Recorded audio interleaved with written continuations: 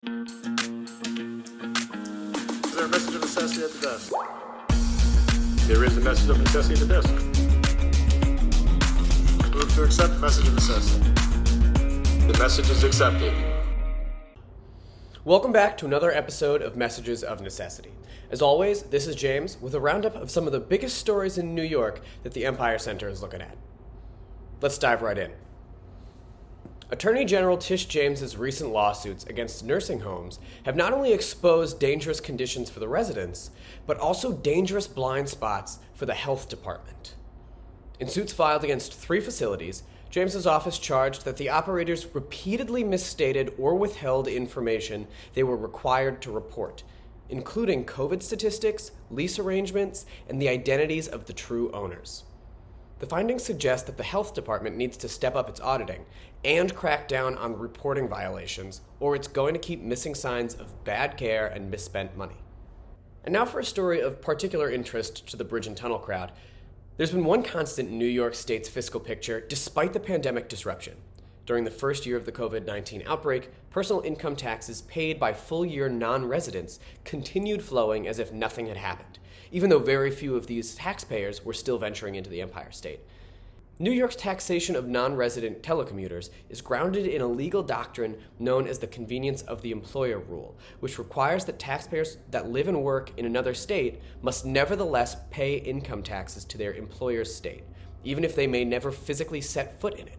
Finally, while it's true that the governor did not recommend a gas stove ban in her 2023 State of the State address, the Climate Action Council's scoping plan explicitly recommends banning sales of fossil fuel-fired hot water heaters in 2030 and fossil fuel-fired clothes dryers and stoves in 2035.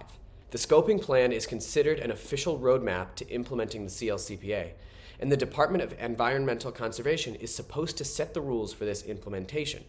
And they could begin the regulatory process to ban these appliances without the governor's direct prompting at any time. Even if an explicit ban isn't on the table, the scoping plan lays out the goal of diminishing the infrastructure for gas delivery. So there you have it, 3 big stories the Empire Center is following. I hope you enjoyed the rest of the episode. Debi Gatte's got a great interview with Mark Moses talking about municipal finance, and we'll get an update on what's going on with the Chief Justice dilemma facing Governor Hochul and the legislature. Until next time, keep listening. Hi, everyone. Welcome back to another episode of Messages of Necessity. Thanks to James for kicking us off with the news roundup. And now our guest for today is Mark Moses, who is the author of a book called The Municipal Financial Crisis. Now, if that doesn't sound like it probably sounds relevant for everybody in New York who's thinking about their local government, whether you're in the big city or in a smaller place.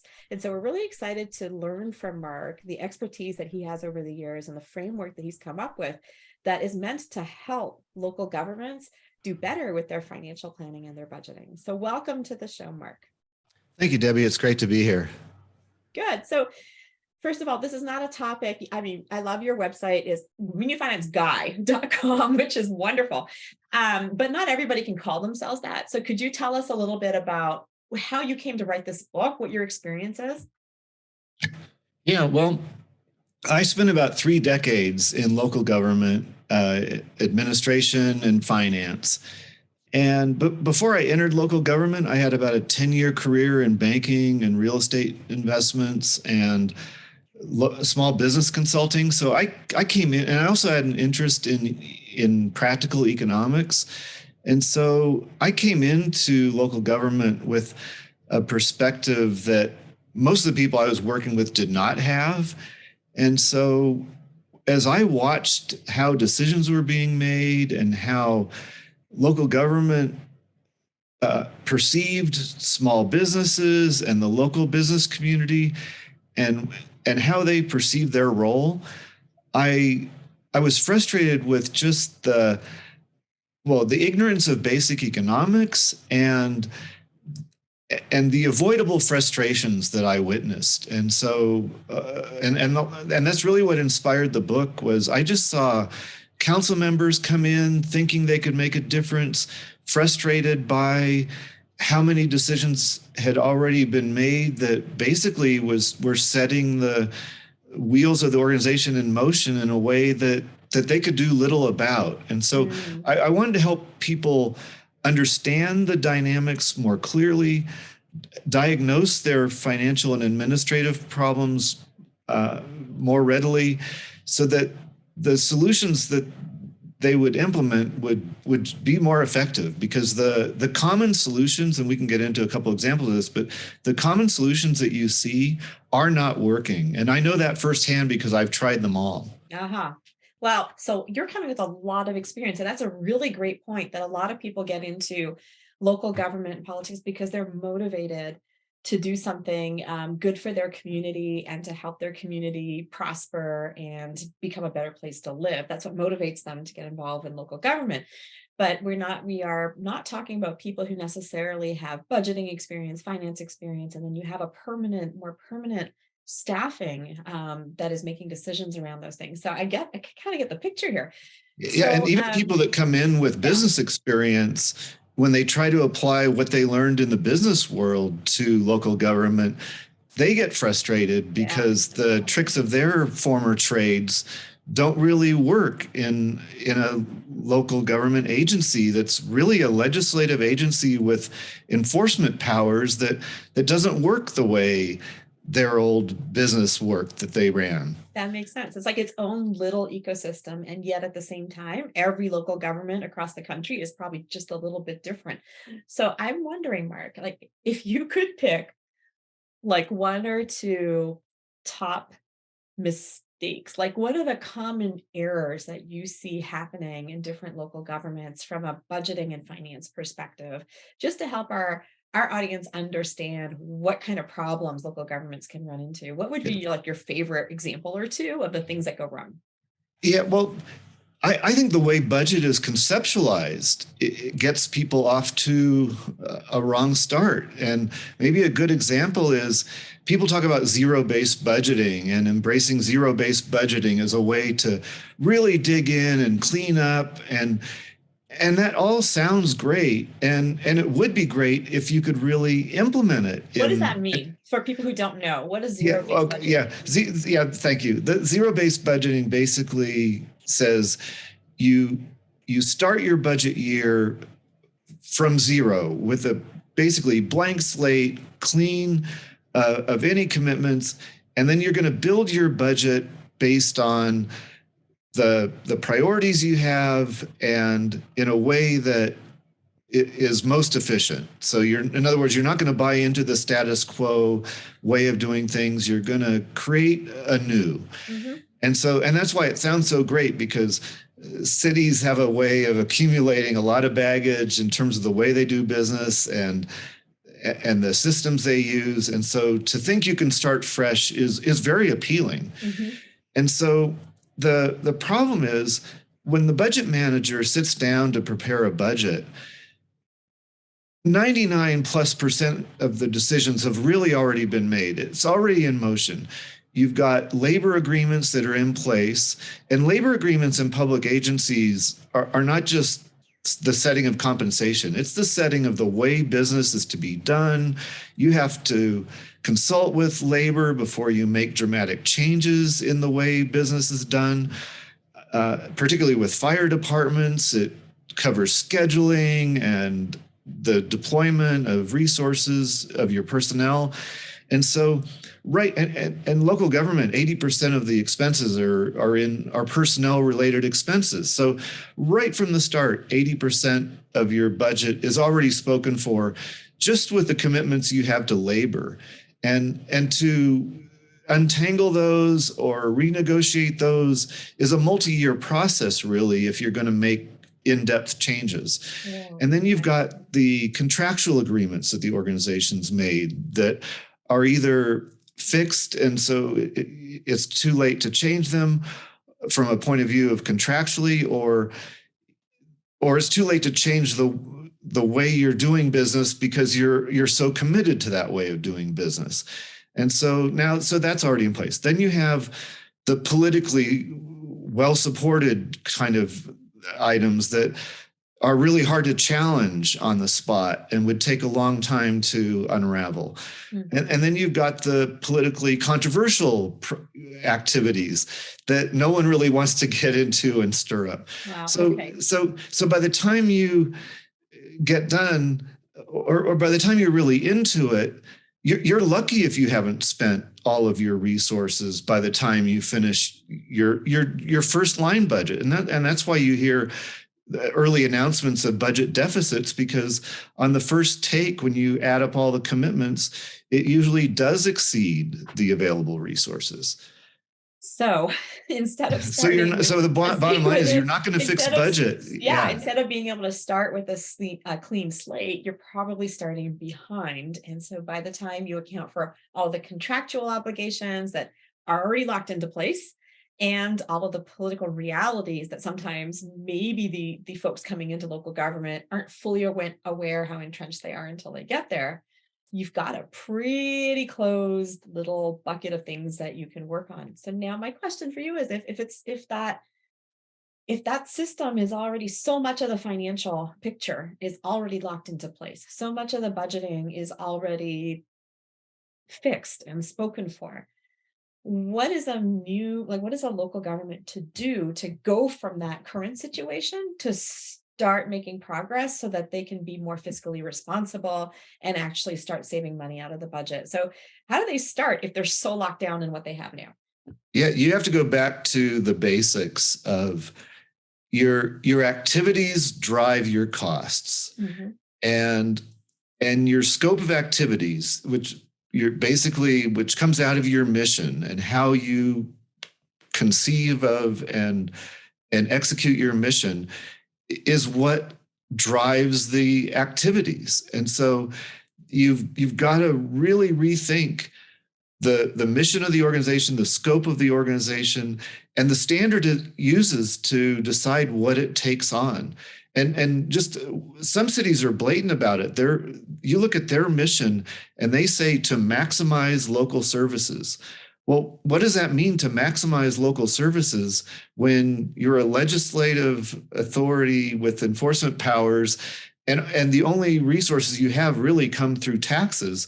To maximize your impact through maximizing your services, you're just going to be in an ever expanding mode. And that's the mode most cities are in. And that's why they come from such scarcity and always feel like they never have enough resources to do what they need to do, because they've really taken on an open-ended scope. And so what needs to be done is to confine that, is to deliberately and through a clear standard. It can't just be anything that's better for anybody in the vicinity justifies an activity. It has to be with more discretion about, what's really appropriate for a legislative body with enforcement authority? And it can't be everything, or you are going to come from scarcity, and you're never going to have enough, and you're always going to be doing damage. I mean, this sounds like one of those common sense things where you cannot always be all things to all people, right? So now, obviously, we care about the state of New York in this show in particular.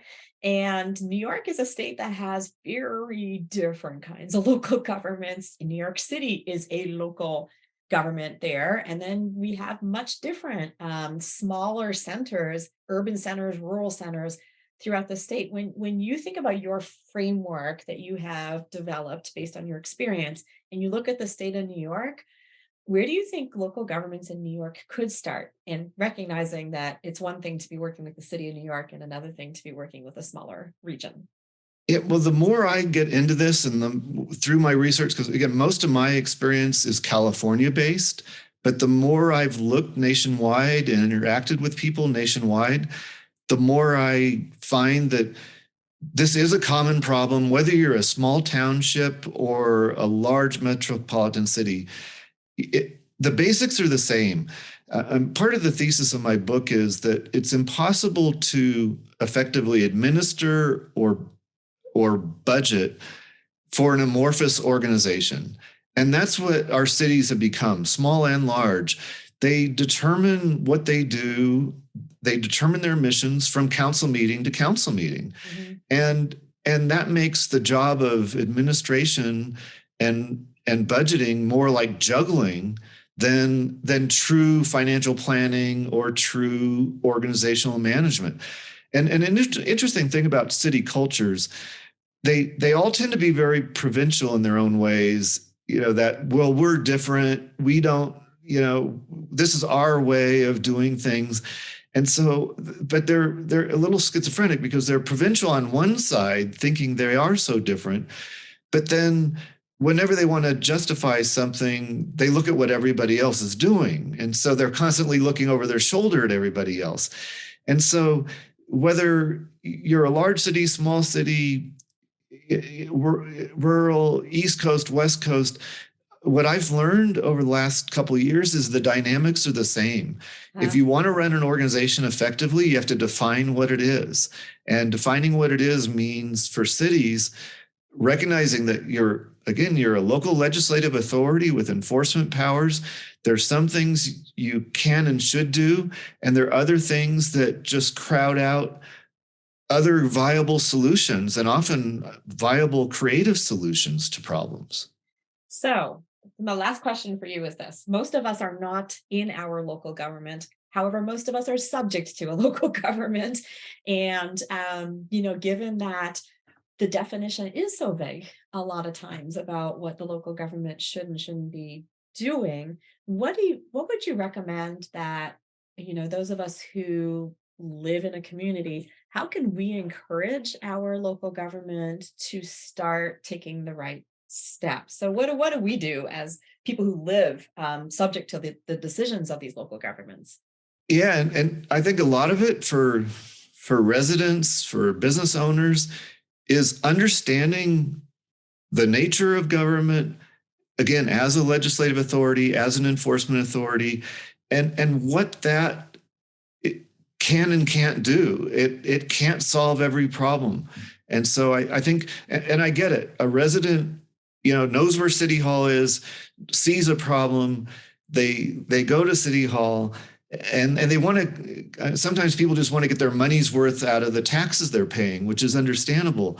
But I think everyone's got to take a step back inside these organizations and outside and say, wait a minute, look what this has become. I mean, look at how all of these things layered upon layered are creating these many bureaucracies in local townships that you never would have dreamt would have gotten, might have had 4 departments in the 80s and now have 10 departments in the 2000s. Probably a department to manage all the departments. Right? Exactly. And so and it's just overwhelming. And this is another discussion, but how overwhelming it is for people inside the organization. I mean, I'll just say my perspective, when I saw people coming saying, we need you to solve this homeless problem, we need you to solve this or that. What was going through my head was, if you understood the way we operated and the limitations we have and some of the political dynamics of running a department in this kind of organization, you wouldn't really be coming to us to solve that problem because it's just not realistic. So people need to understand the limitations of a public agency. So I think that's a great place for us to wrap this up, and something that people can really take away is that no matter whether you're in local government or voting for people who are entering local government, for all of us to think about what truly is the purpose of a municipal government. And that's what really drives what the budgeting decisions should be, and to understand how limited right now the ability for a local government is to quickly change, that a lot of things are locked into place. It's going to be a long-term process for them. It does require some thoughtful planning and a framework, which is what you lay out in your book. So I'd encourage people who are in local government to read your book, to get the ideas for how they can go from where they are stuck in a box to where they could be more effective in using financial resources more efficiently. So Mark, thank you so much for coming by today. Did I get the whole name of your book, or is there like a subtitle that you want to share? Yeah, it's the Municipal Financial Crisis, a framework for understanding and fixing government budgeting, published last year by Palgrave Macmillan. So it's available on Amazon. People can go to my website, munifinanceguy.com, and it's available wherever they sell books. And people can also contact me through my website as well. Yep, it's out there, and not many people are working on this issue, so I encourage folks to look at what Mark is doing and to look at his framework. So Mark, thank you for coming by and sharing some of your ideas and experience with us, and we'll talk to you again soon. That sounds great. Thanks again, Debbie. Thank you. All right, my name is Kyle Davis, and I'm the Director of Public Affairs of the Empire Center, and I'm sitting down with Cam McDonald, who's the Executive Director of the Government Justice Center and Adjunct Fellow at the Empire Center as well. How are you doing today, Cam? I'm doing well, thank you. So we have an interesting topic for discussion today, the nomination of Hector LaSalle to be the Chief Judge of the New York State Court of Appeals. Cam, why don't you explain who Hector LaSalle is and why the job he is going for is so important? Yeah, sure. Well, I'm hopeful that it's still new and fun for everyone. We've been hearing about it for a while, and the issue keeps on hanging around. But Hector LaSalle is currently the Chief Justice of the Second Department Appellate Division. New York, for those who don't know, has 4 appellate divisions that take intermediate appeals from the Court of General Jurisdiction, which is the New York Supreme Court, which exists in every county in the state, including each of the 5 boroughs. He has been nominated to be the Chief Judge of the Court of Appeals, which is, it's in addition to hearing cases and rendering decisions at the top level appeals court of the state. It's also the chief judge is also the person who kind of runs the judiciary branch of the government. So it's got there's multiple hats that the chief judge wears. And as you mentioned, the Hector LaSalle controversy has been going on for a couple weeks, probably over a month now. But there has been opposition to LaSalle. There's been a couple court cases folks have pointed towards. Do you want to give us an overview of what maybe they're making some concerns out of in terms of his appointment? Yeah, I mean, I think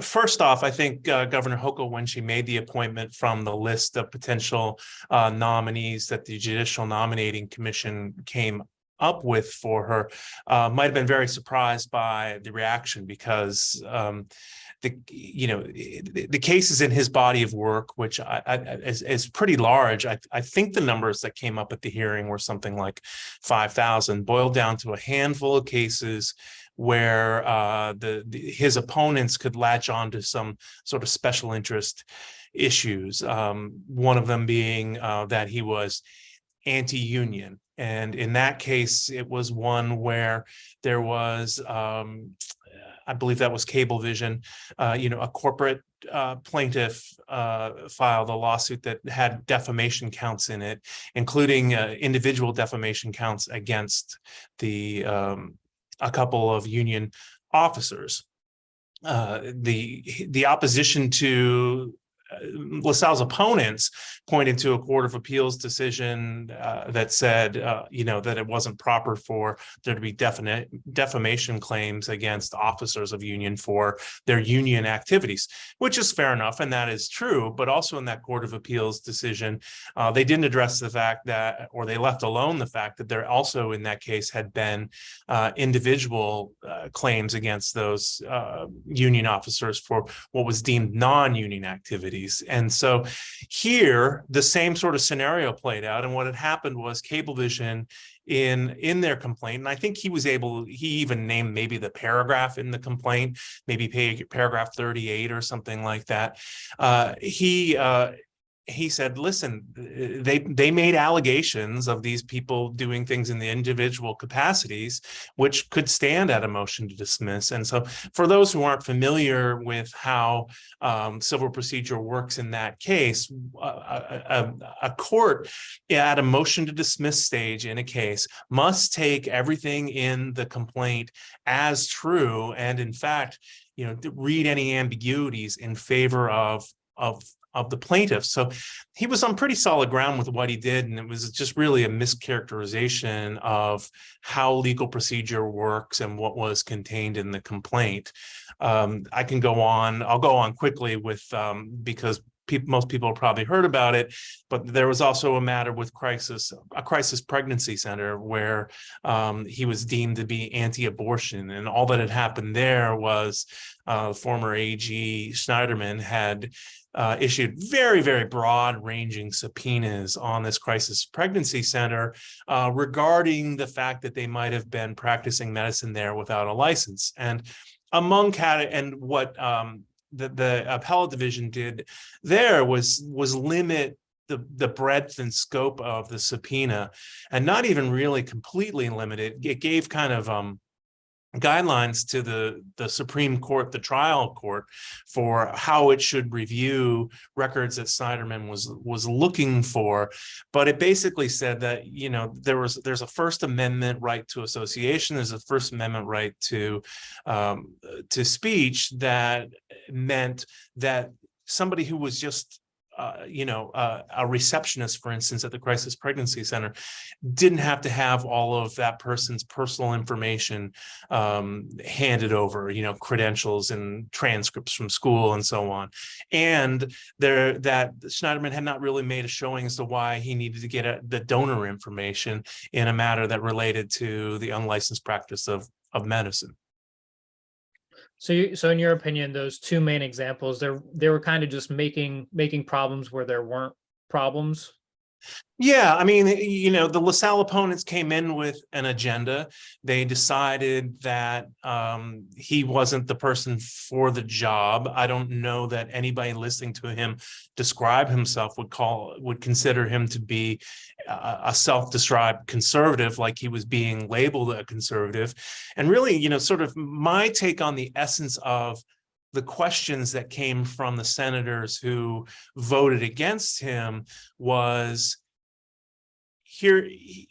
opposing him taking the law as written and applying it to the facts, and not getting the outcome they liked. So, a couple of the senators, they're questioning one along the lines of, well, you were supposed to read this statute liberally and you didn't get to the conclusion you needed to. And, his answer to that was, well, there wasn't a more liberal way to read the plain writing of the statute. And, they also just didn't like the results that he got by following Court of Appeals precedent. There was an issue with preemptive strikes to jurors where there was not Court of Appeals precedent saying that it could be done on skin color alone.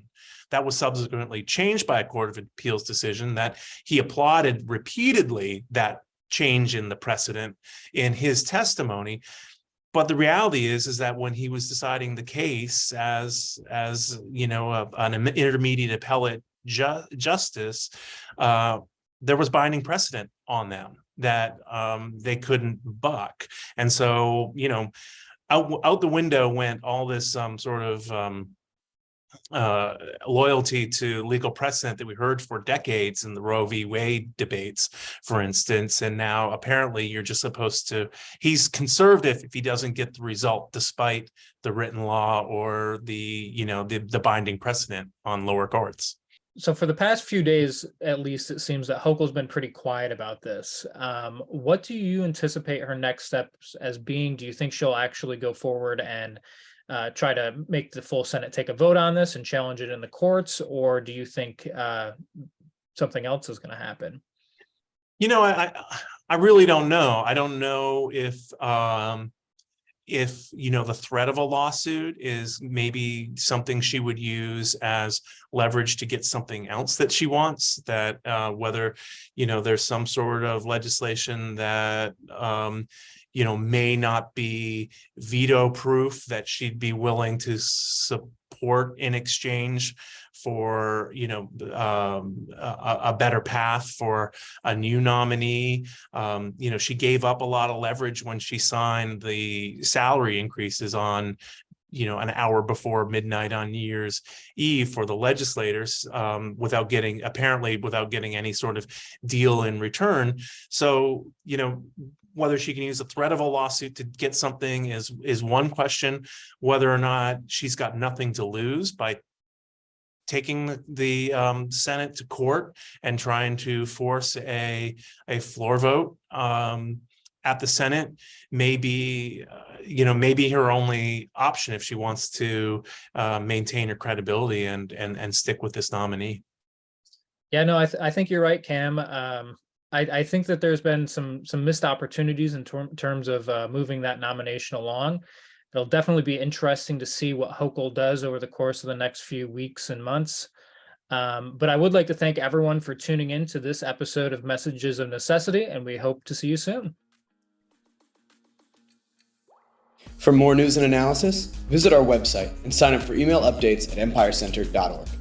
Follow us on Twitter, Facebook, and LinkedIn at Empire Center.